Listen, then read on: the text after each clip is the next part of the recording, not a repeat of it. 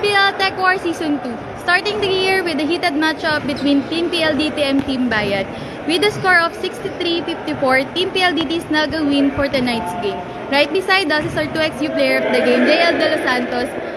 He lead his team with a score of 22 points, 10 rebounds, 3 assists, and 2 steals. Sir, do you find it challenging na bumalik ulit sa court after the holidays?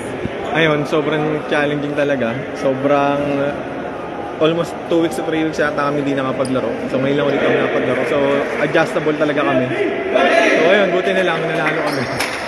Tiwala lang din sa kakampi. Are there any specific strategy for tonight's game? Ano lang, teamwork lang, tsaka tiwala sa point guard namin. Buti na laglaglaro si Sed.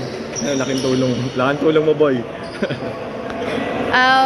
Shoutout na lang and then invite natin yung team, other fans to watch the game.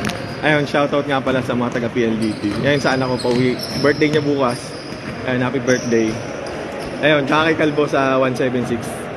Pare, shoutout sa'yo. Yun lang po. Thank you!